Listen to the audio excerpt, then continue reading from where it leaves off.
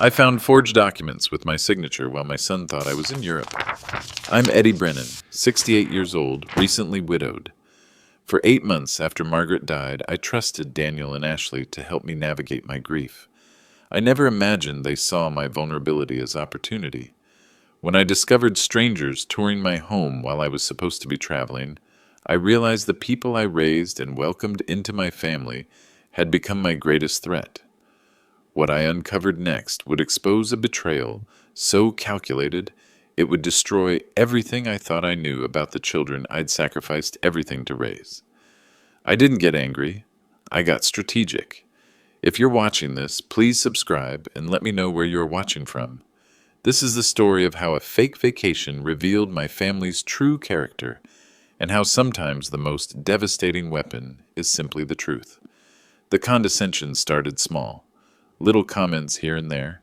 "Dad, you don't understand how modern finances work," Daniel would say whenever I asked about their sudden lifestyle changes. New car, designer clothes, expensive dinners 3 times a week. Ashley was worse. She'd speak to me like I was a confused child.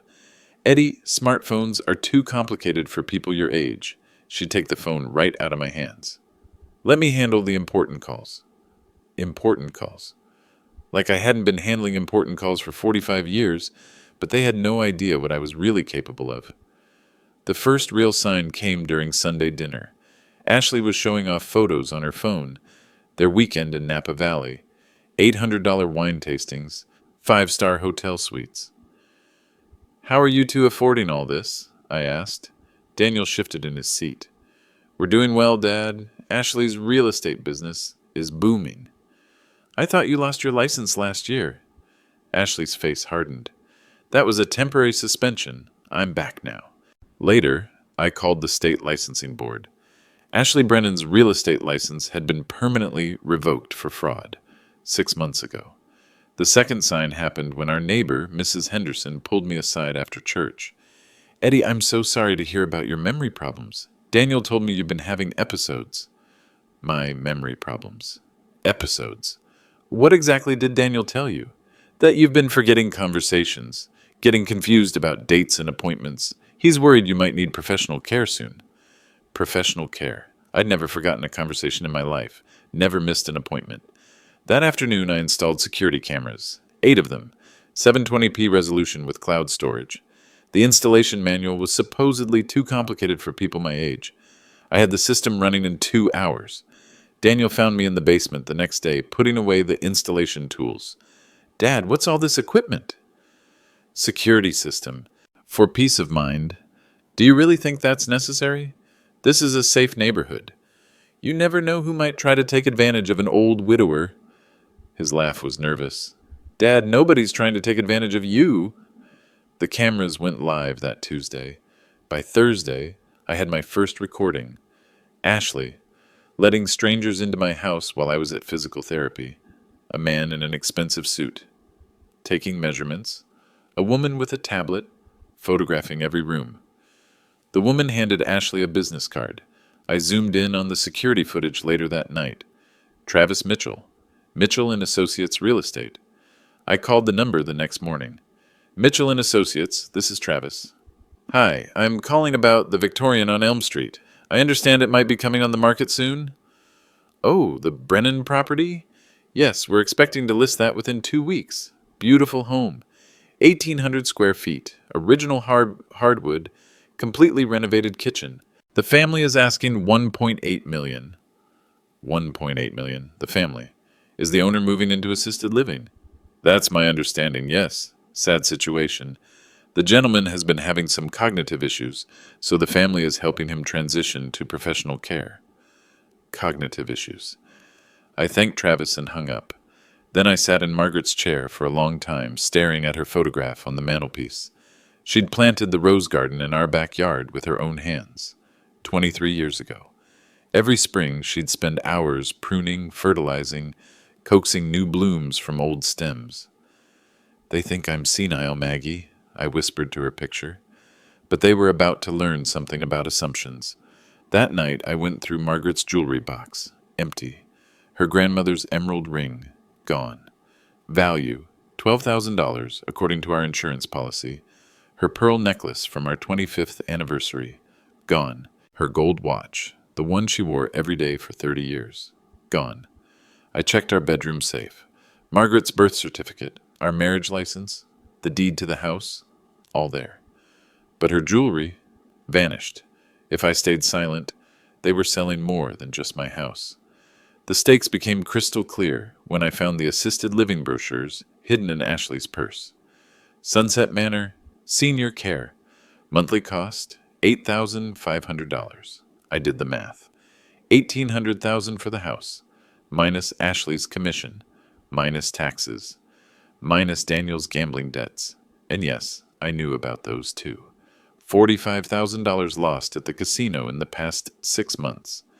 After all expenses, they'd pocket maybe $800,000, enough to pay off Daniel's debts and fund Ashley's lifestyle for 2, maybe 3 years. Meanwhile, I'd be warehoused in Sunset Manor, slowly burning through my savings until there was nothing left.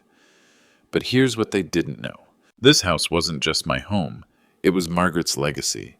Every board, every nail, every hand-carved banister had been restored with money I earned, building this city from the ground up. When we bought this place in 1985, it was a condemned wreck. Broken windows, rotting foundation. The realtor said we were crazy. Margaret saw potential. We'll make it beautiful again, Eddie. Give it the love it deserves. 40 years. 40 years of Saturday mornings spent stripping wallpaper. Sunday afternoons replacing floorboards. Every improvement financed by 14-hour workdays, by bids won and projects completed on time and under budget. The stained glass windows in the front parlor? I commissioned those from a craftsman in Vermont. Cost me 6 months of overtime pay. Margaret picked out every color, every pattern. The kitchen renovation? Margaret designed every cabinet, chose every fixture. We installed the marble countertops ourselves, piece by piece, because we couldn't afford to hire professionals. The rose garden where Margaret spent her final summer, teaching Ashley how to prune the bushes properly. Ashley had already told the realtor it would be torn out for a swimming pool. If I let them sell this house, I wasn't just losing my home. I was letting them erase Margaret's memory for profit. But the stakes went deeper than money or real estate. When my father died, he left me nothing but debt and regret. Spent his life drinking away every opportunity, every relationship, every chance at building something lasting. I swore I'd be different.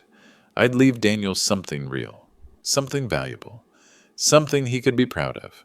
I sacrificed for that boy, worked double shifts when he needed braces, took out loans for his college tuition, co-signed for his first apartment when his credit was shot. When he married Ashley, I gave them $20,000 for their wedding. When they bought their first house, I helped with the down payment. When Daniel's addiction cost him his job, I paid for rehab, twice. Every time I told myself I was investing in family, building something that would last. Now they were stealing that investment, not just taking my money, stealing my dignity, my autonomy, my right to make decisions about my own life. They were counting on my silence, counting on shame, fear, confusion, counting on me being too old, too tired, too broken by grief to fight back. They were about to learn how wrong they were. But first, I needed to understand exactly how far this betrayal went.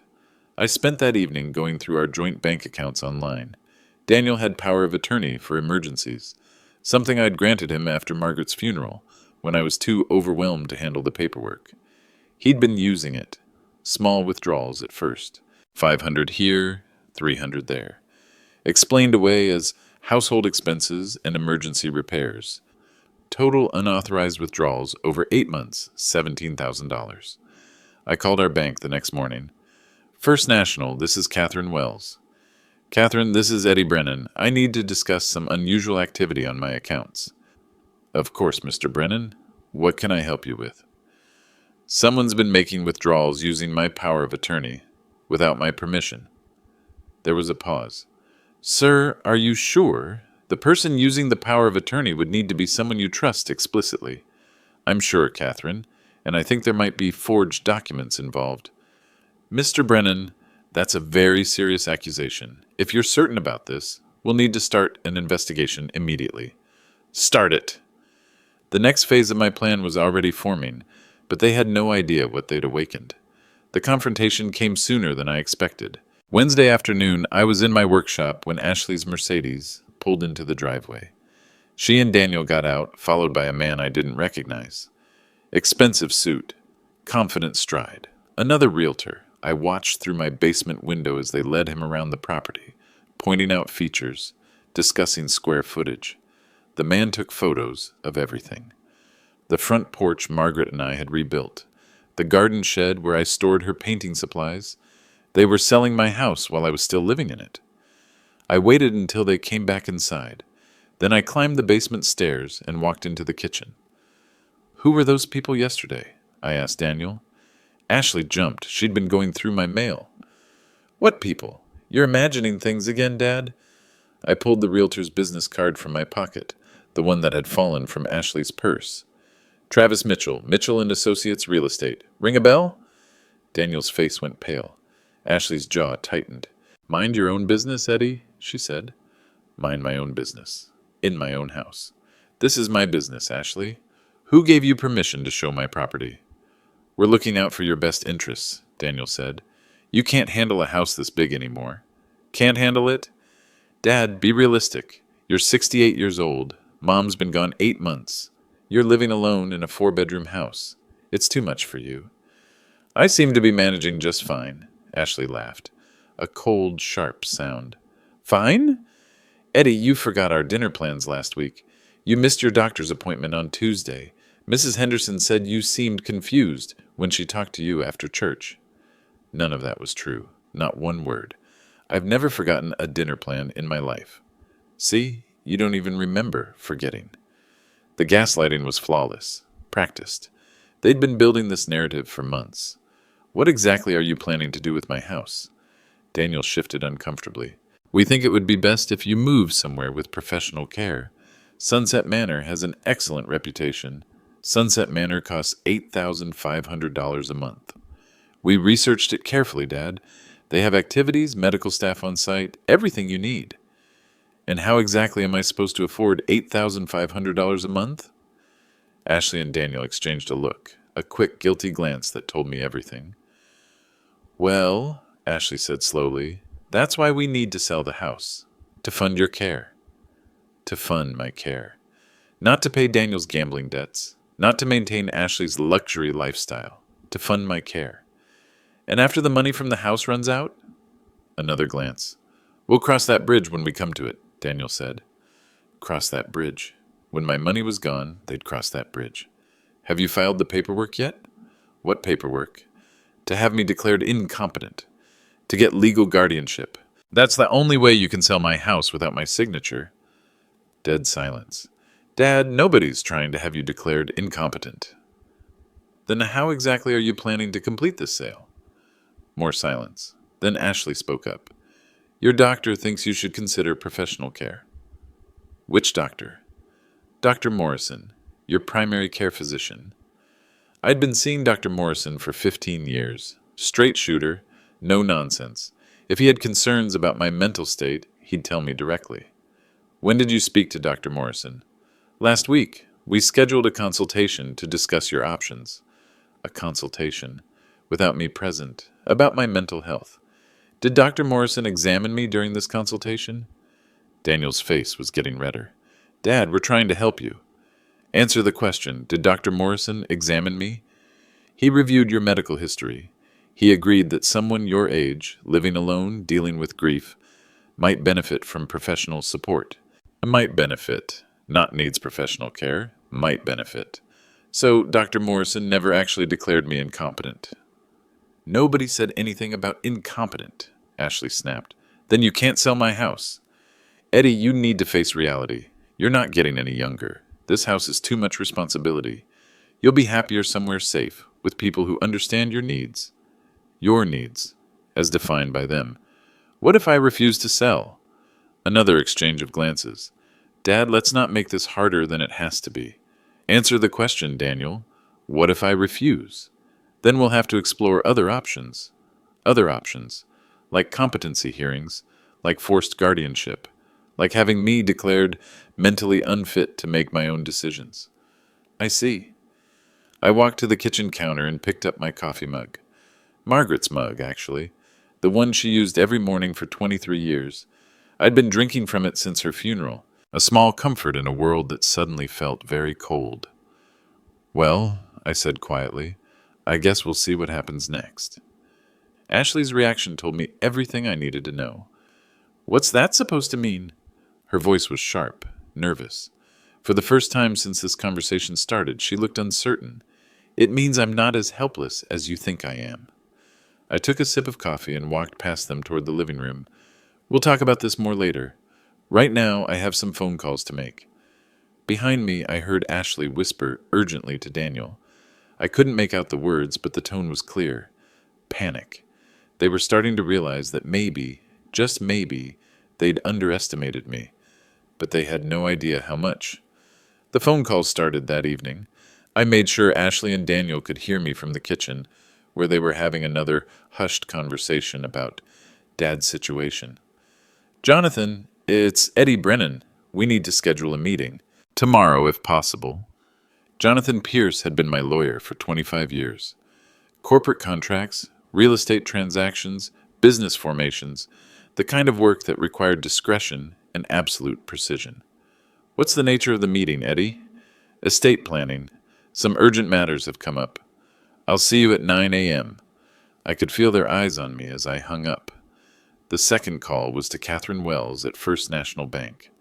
Catherine, I need to schedule an appointment to review my safety deposit box tomorrow afternoon. Of course, Mr. Brennan. Is this related to the investigation we discussed? Partly. There are some documents I need to retrieve, important ones. I'll have everything ready for you. Ashley appeared in the doorway as I was hanging up. Estate planning, Eddie? Is everything okay? Just updating some paperwork, making sure everything's in order. What kind of paperwork? There were things about my past they never bothered to ask about. Financial documents, business records, nothing you need to worry about. Her forehead creased. Business records? Dad, you were a maintenance supervisor. What business records? Maintenance supervisor, is that what they thought? I had other interests over the years. Daniel joined Ashley in the doorway. What kind of interests?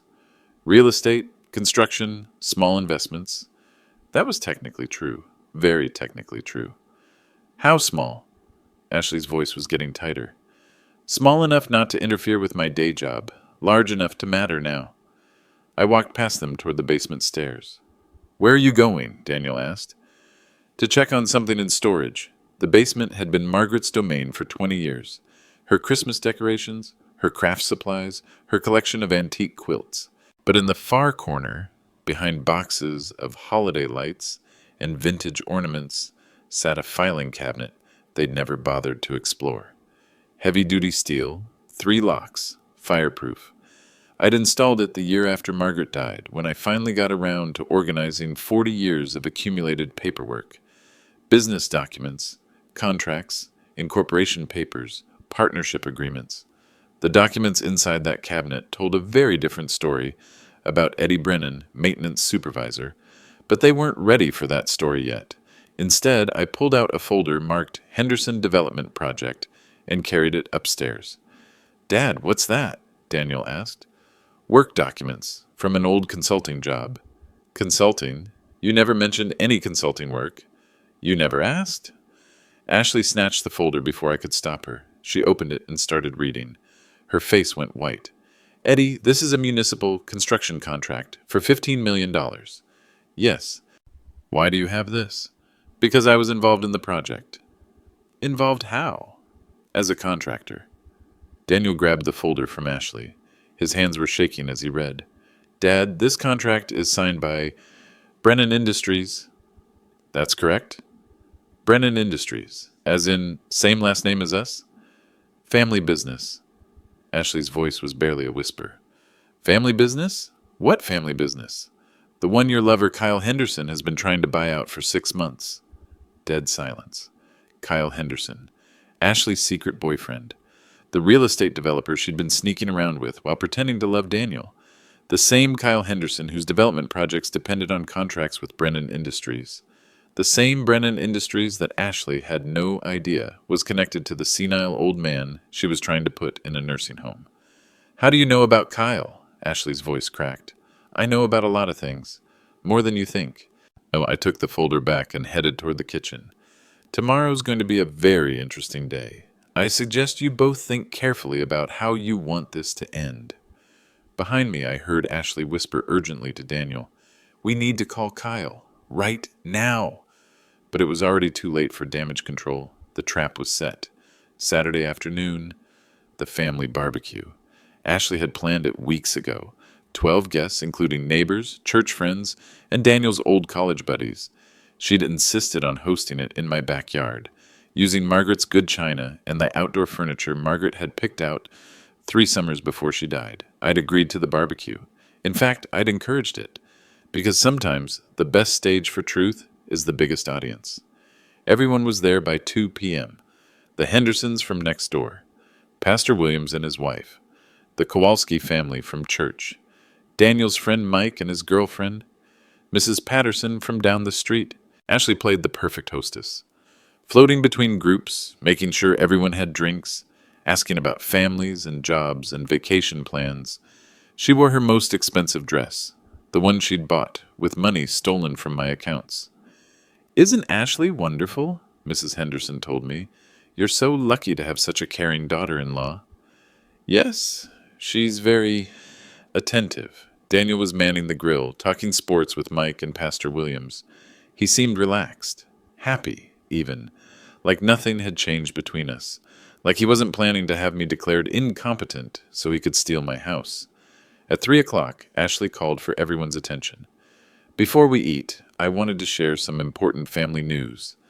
She moved to the center of the patio where everyone could see her, that radiant smile, that practiced sincerity. As many of you know, Eddie has been struggling since Margaret passed away. Living alone in such a big house, managing all the responsibilities, it's been hard for him. Heads nodded sympathetically. Poor Eddie, such a difficult transition.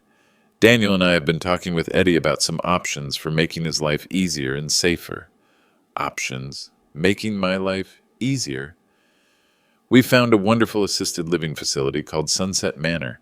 Beautiful grounds, excellent medical care, lots of activities with people his own age.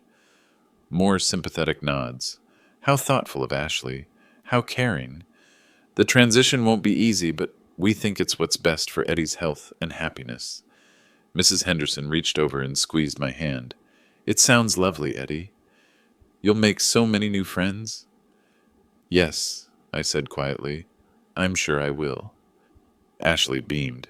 Of course, moving to Sunset Manor means we'll need to sell the family home. It's bittersweet, but the money will ensure Eddie gets the best possible care. Pastor Williams nodded approvingly. That's very wise planning. You're blessed to have such devoted children, Eddie. Blessed, I repeated. Ashley was glowing now. The perfect daughter-in-law, the responsible caregiver, the woman who'd sacrifice her own comfort to ensure her elderly father-in-law got proper care. We know it's a big change, she continued, but Eddie's getting to an age where he needs more support than we can provide at home. Getting to an age, like I was already incompetent, already helpless. Sometimes the most loving thing you can do is admit when someone needs professional help, she added. Professional help, for the confused old man who couldn't handle his own affairs. The crowd was eating it up. Ashley had played her audience perfectly. By the time she finished speaking, I was the sympathetic victim, and she was the noble caregiver, making difficult but necessary decisions. Does Eddie want to say anything? Pastor Williams asked gently. All eyes turned to me. 12 people waiting for the grateful father-in-law to thank his devoted family for their sacrifice. I stood up slowly, looked around at the faces surrounding me. Good people, honest people, people who trusted that families take care of each other. Actually, yes, I do have something to say. Ashley's smile faltered slightly. I want to thank you all for being here today. Margaret would have loved seeing our home filled with friends and laughter. Warm smiles, gentle nods. I also want to clarify a few things about my situation. Ashley's face went pale. First, I'm not moving to assisted living. I'm not selling my house, and I don't need professional care. Confused murmurs, people looking back and forth between me and Ashley. Second, I've discovered some irregularities in how my finances have been handled recently. Ashley started to speak, but I held up my hand. Unauthorized withdrawals, forged signatures, lies told to my neighbors about my mental health. The crowd was dead silent now. Pastor Williams looked shocked. Mrs. Henderson's mouth was hanging open. Third, I want everyone here to understand exactly who you're dealing with. I pulled out my phone and showed the screen to Mrs. Henderson. This is security footage from my home surveillance system. Ashley, would you like to explain what you and that realtor were doing in my living room while I was at physical therapy? Ashley's perfect composure cracked. Eddie, you're confused. We can discuss this privately.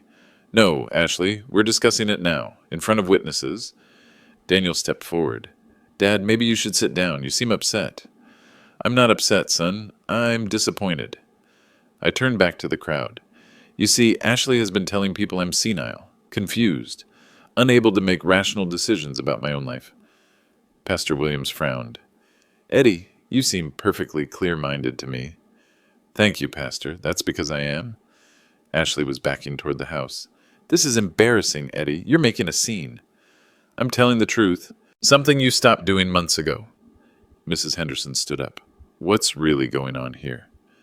What's going on is that my son and his wife have been stealing from me, planning to sell my house without my permission, telling my neighbors I have dementia so they can justify putting me in a nursing home. Gasps, shocked faces, people looking at Ashley and Daniel with sudden suspicion. That's not true! Ashley's voice was shrill now. Eddie's been having episodes! Ask Daniel! All eyes turned to Daniel. He stood frozen, spatula in hand, face bright red. Tell them, Daniel. Tell them about Dad's memory problems. Daniel opened his mouth. Nothing came out. Tell them about the doctor visits, the medical consultations, the professional recommendations. Daniel's silence stretched on and on. He can't tell you, I said quietly, because none of it happened. Ashley was panicking now. You don't understand. Eddie doesn't know what he's saying. He's sick. Prove it. What? Prove I'm sick. Show them the medical records, the doctor's reports, the competency evaluations. More silence. You can't, because they don't exist. I looked around at the faces of my neighbors, my friends, people I'd known for decades. What does exist is evidence of theft, fraud, elder abuse. Ashley turned and ran toward the house, but I wasn't done yet. I had one more surprise for everyone, and it was going to change everything they thought they knew about me. Before she gets too far, I called out, there's something else you all should know. Ladies and gentlemen, I'd like you to meet my attorney. A black BMW had just pulled into my driveway. Jonathan Pierce stepped out, carrying his signature Italian leather briefcase, the same briefcase that had been present for every major business deal I'd closed in 25 years. Jonathan, perfect timing. Pastor Williams looked confused. Eddie, why is your lawyer here? Because I asked him to bring some documents, important ones. Ashley had frozen on the back porch steps. She turned around slowly, her face white as marble. Daniel dropped his spatula. Dad, what's going on? What's going on, son, is that you've made some very dangerous assumptions about your father. Jonathan approached the group with his usual professional calm. At 73, he commanded respect just by walking into a room. Senior partner at Pierce, Morrison & Associates. 40 years of high-stakes corporate law. Good afternoon, everyone. Sorry to interrupt your gathering. Not interrupting at all, I said. Your timing couldn't be better. I turned to face my neighbors. 12 confused faces, all trying to understand what they were witnessing. You see, Ashley has been telling everyone that I'm a confused old maintenance worker who can't handle his own affairs. Eddie... Ashley's voice was barely a whisper. She's convinced you that I need professional care because I'm too simple to understand modern finances. Jonathan set his briefcase down on the patio table and opened it. Mr. Brennan, he said formally, I've brought the documents you requested. He pulled out a thick manila folder and handed it to me. What are those? Mrs. Henderson asked. Corporate ownership papers, Jonathan replied. Business formation documents, partnership agreements, some fairly substantial financial records. I opened the folder and pulled out the first document. Ladies and gentlemen, I'd like you to meet Edward J. Brennan, majority owner and founding partner of Brennan Industries. Dead silence. Brennan Industries, Pastor Williams said slowly. The construction company? The same construction company that built half this city over the past 30 years, Jonathan confirmed. I pulled out the next document. Incorporation papers filed March 15th, 1988. Initial capitalization, $50,000. Another document. Partnership agreement with Henderson Development Group, signed 1995. Ashley made a choking sound. Current annual revenue, as of last fiscal year, $22 million. Mrs. Henderson's hand flew to her mouth. My ownership stake, 78%. The crowd was staring at me like I'd sprouted wings. Current estimated value of my stake in Brennan Industries, $17.2 million. Daniel's legs gave out. He sat down hard on the porch steps. But that's not all, I continued. Jonathan, would you mind reading the property portfolio summary? Certainly. Jonathan pulled out another document. Brennan Industries currently owns 15 commercial properties throughout the metropolitan area, 4 residential developments, 3 retail complexes, and approximately 200 acres of undeveloped land zoned for future construction. Total real estate portfolio value? I asked. Conservative estimate, $12 million. Pastor Williams was shaking his head in amazement. Eddie, I had no idea. Most people don't. I've always preferred to keep a low profile. Ashley had slumped against the porch railing. Her perfect composure was completely shattered. Now, I said, turning to face the crowd, I want you all to understand something very important about what's been happening here. I pulled out my phone and showed the screen to Mrs. Henderson. This is security footage from 3 days ago. Ashley and a realtor conducting an unauthorized showing of my house. Gasps from the crowd. This is a forged power of attorney document, giving Daniel authority to make medical and financial decisions for me. I held up another paper. This is a bank record showing $17,000 in unauthorized withdrawals from my accounts over the past 8 months. Oh my God, Mrs. Patterson whispered. And this, I said, pulling out a final document, is a purchase agreement for my house. Selling price, $1.8 million. The seller's signature has been forged. Jonathan stepped forward. We've already contacted the FBI's Elder Fraud Division. This case involves multiple felonies, identity theft, financial elder abuse, real estate fraud, and conspiracy to commit guardianship fraud. Ashley suddenly found her voice. This is insane. Eddie's confused. He doesn't understand what he's saying. Ma'am, Jonathan said coolly, I've been Mr. Brennan's attorney for 25 years. I can assure you his mental faculties are completely intact. In fact, he called me yesterday to initiate criminal charges against you and your husband. The word husband hung in the air like a bomb. Criminal charges? Daniel's voice cracked. Multiple felonies, Jonathan confirmed. The evidence is overwhelming. I looked at Ashley. You wanted to know about my business interests?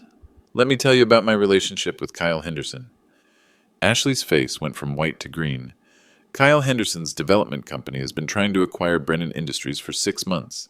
He's made 3 separate offers, each one more desperate than the last. I pulled out another document. His latest offer, $30 million for controlling interest. The crowd was riveted now. This had moved far beyond family drama into something much bigger. The problem is, Kyle can't build his luxury developments without Brennan Industries construction permits and municipal contracts. We control the infrastructure for half his projects. So? Ashley whispered. So Kyle has been using you to gather intelligence about my financial situation. Your affair wasn't romantic, Ashley. It was corporate espionage. Ashley started crying. Real tears this time, not the manipulative kind she'd been using for months. Kyle convinced you that if you could get me declared incompetent, Daniel would inherit the company. Then you could force a sale and split $30 million. Daniel was staring at his wife in horror. Ashley, is that true? The plan almost worked, I continued, except for one small problem. What? Daniel asked weakly. Kyle Henderson doesn't have $30 million. His company is leveraged to the breaking point. He's been using investor money to fund his personal lifestyle while his projects hemorrhage cash. I held up a newspaper clipping. Henderson Development Group filed for Chapter 11 bankruptcy protection yesterday morning. Ashley collapsed onto the porch steps next to Daniel. So not only were you stealing from me, I said, you were stealing for nothing. Kyle's broke. His development projects are worthless, and his company is about to be liquidated by creditors. Mrs. Henderson stood up. Eddie, I'm so sorry. We had no idea. Of course you didn't. Ashley and Daniel are very convincing liars. I looked around at my neighbors. Good people who'd been manipulated into believing I was a helpless victim. I want you all to understand something. I don't hold any of you responsible for what happened here. You were lied to, but I need you to witness what comes next. Jonathan pulled out his phone. Detective Morrison, this is Jonathan Pierce. We're ready for you to make the arrests. Ashley started sobbing. Please, Eddie, we can work this out. Work it out? Ashley, you tried to steal my house. You forged legal documents. You told my neighbors I was senile. You destroyed my son's marriage for money that didn't even exist. 2 police cars pulled into the driveway. But most importantly, I said, my voice dropping to barely above a whisper, you stole my wife's jewelry, Margaret's grandmother's ring, her pearls, her gold watch. Ashley looked up at me, tears streaming down her face. That jewelry was never about money. It was about memory, about love, about the 40 years Margaret and I built together. The police officers were walking across the lawn now. And you sold it to fund your affair with a con man who never loved you. Sometimes the most devastating weapon is simply the truth. Detective Morrison was a compact woman in her 50s, with steel-gray eyes and the bearing of someone who'd seen every kind of human betrayal imaginable. Mr. Brennan, we're here to execute the arrest warrants. I nodded toward Ashley and Daniel. They're both here. Daniel Brennan, you're under arrest for elder financial abuse, conspiracy to commit fraud, and identity theft. Daniel didn't resist as Detective Morrison read him his rights. He just sat on the porch steps, staring at his hands while she put on the handcuffs. Ashley Brennan, you're under arrest for real estate fraud, forgery, conspiracy to commit guardianship fraud, and elder financial abuse. Ashley tried to run. She made it about 10 feet across the lawn before the second officer caught her. Please, she screamed. I have rights. You can't do this to me. Ma'am, you have the right to remain silent, the officer said calmly as he cuffed her. I suggest you use it. My neighbors watched in stunned silence as my son and daughter-in-law were loaded into separate police cars. Mrs. Henderson was crying. Pastor Williams looked like he'd aged 10 years in 10 minutes. Eddie, Daniel called out just before they closed the car door. Dad, I'm sorry. I never wanted it to go this far. I walked over to the police car, looked at my son through the window. Daniel, I raised you to be better than this. I know. The gambling, everything spiraled out of control. The gambling was your choice. Stealing from me was your choice. Believing Ashley's lies was your choice. Can you ever forgive me? I thought about that for a long moment. About the boy who used to help me in the workshop. About the young man who'd cried at his mother's funeral. About the son who'd once looked up to me like I was his hero. I can forgive you, Daniel, but I can't trust you. Not anymore. The police car pulled away. Jonathan approached with his briefcase. Eddie, there are some additional legal matters we need to discuss. Such as? The restraining order is now in effect. Neither Daniel nor Ashley can contact you or come within 500 feet of your property. Good. The bank has frozen their accounts pending the investigation. Catherine Wells found evidence of additional forged transactions going back 18 months. How much? Preliminary estimate, $34,000 in unauthorized withdrawals. $34,000. More than I'd thought. What's the timeline for prosecution? District Attorney's Office says they'll have formal charges filed by Monday. Given the strength of the evidence, they're confident about convictions. Sentences? Elder financial abuse is a felony in this state. Combined with the fraud charges, Ashley's looking at 3 to 5 years minimum. Daniel might get a lighter sentence if he cooperates and enters a guilty plea. 3 to 5 years. Ashley's designer lifestyle was about to become an orange jumpsuit. There's one more thing, Jonathan said. Kyle Henderson wants to meet with you. Absolutely not. He's claiming he was manipulated by Ashley, says he didn't know about the elder abuse. Jonathan, Kyle Henderson is a con artist who used my daughter-in-law to steal my company. I don't care what his excuses are. Understood. I'll tell his lawyer no contact. Pastor Williams approached hesitantly. Eddie, I hope you know how sorry we all are. If we'd known... Pastor, you don't owe me any apologies. Ashley and Daniel are skilled manipulators. They fooled everyone. Beta, is there anything the church can do? Any way we can help? Actually, yes, I'm going to need new locks on all the doors. Daniel and Ashley have keys to everything. Mrs. Henderson stepped forward. Eddie, Tom, and I insist on paying for the locksmith. It's the least we can do. That's very kind, but not necessary. Please, let us help. We feel terrible about this. I looked around at the faces of my neighbors. Good people who'd been caught in the middle of my family's betrayal. All right, thank you. Jonathan closed his briefcase. Eddie, I'll be in touch tomorrow about the civil recovery lawsuit. We should be able to recover most of the stolen money, plus damages. What about Margaret's jewelry? We're working on that. Ashley pawned most of it at 3 different shops downtown. The pawn shops are cooperating with the investigation. Margaret's jewelry, sold for quick cash to fund Ashley's affair. Can we get it back? We're trying. Some pieces have already been sold to other customers, but we might be able to track them down. After everyone left, I sat alone in my backyard. Margaret's roses were blooming, pink and white and deep red, just like she'd planned 23 years ago. I pulled out my phone and called the one person I needed to talk to. Sunset Manor, this is Linda. Hi, Linda. This is Eddie Brennan. My family was inquiring about your services. Oh, yes, Mr. Brennan. We've been expecting your call. Your daughter-in-law spoke with us several times about your needs. I'm calling to let you know I won't be needing your services after all. Oh, is there a problem with our facility? No problem at all. It's just that I've decided I'm perfectly capable of taking care of myself. There was a pause. Well, that's wonderful news. Many families rush into assisted living decisions during times of stress. Yes, some families do rush into things. I hung up and looked at Margaret's photograph through the kitchen window. We did it, Maggie. We protected our home. The quiet power of truth had won, but the real work was just beginning. The ripple effects were just beginning. Monday morning brought headlines in the local newspaper. Local construction magnate exposes family fraud ring. The article included quotes from Detective Morrison about the sophisticated nature of the scheme and photos of Ashley and Daniel being led away in handcuffs. My phone started ringing at 7 a.m. Mr. Brennan, this is Channel 5 News. We'd like to interview you about the elder abuse case. No comment. Channel 9 News calling. Can you tell us about your construction company? No comment. Portland Tribune. We're doing a story about financial elder abuse. No comment. Jonathan handled the media requests after that. I had more important things to deal with, like the aftermath at Daniel's workplace. He'd been suspended pending the outcome of the criminal charges.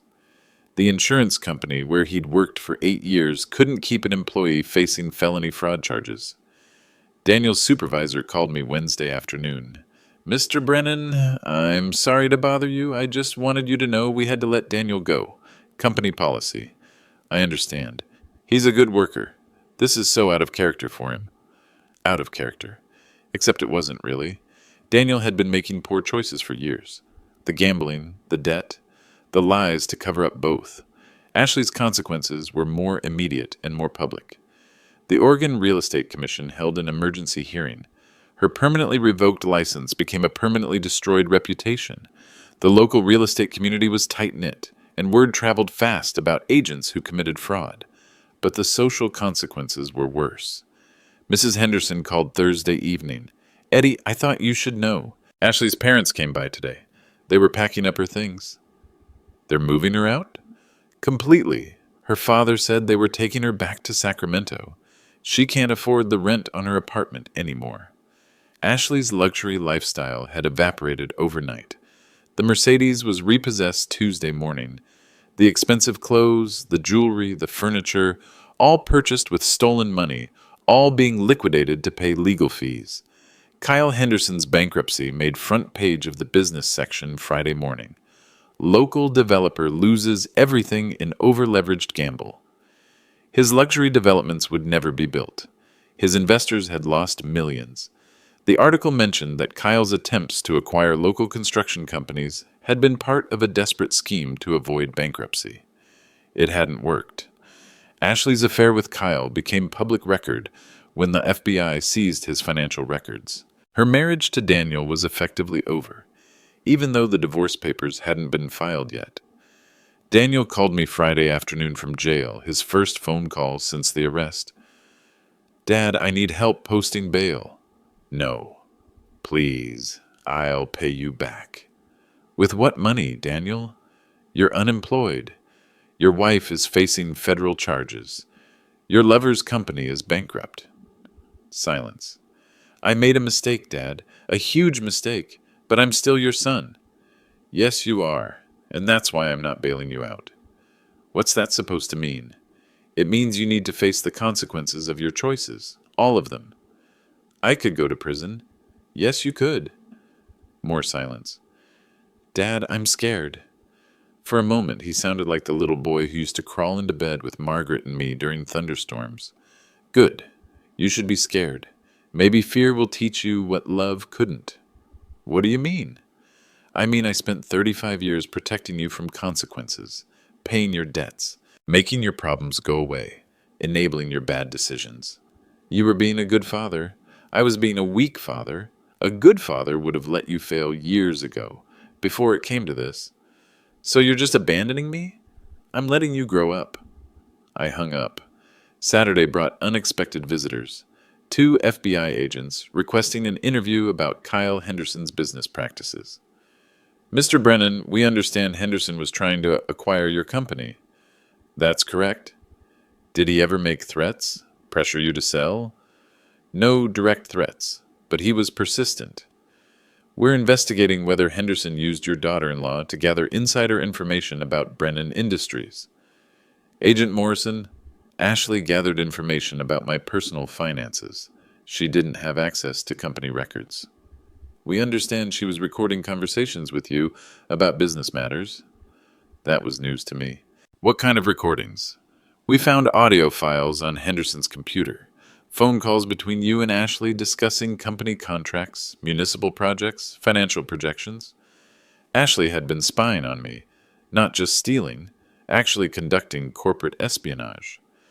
"We'll need to interview you formally next week about Henderson's activities." Another consequence I hadn't anticipated. This case was becoming bigger than simple family fraud. Sunday evening, I sat in Margaret's garden with a cup of coffee and the newspaper.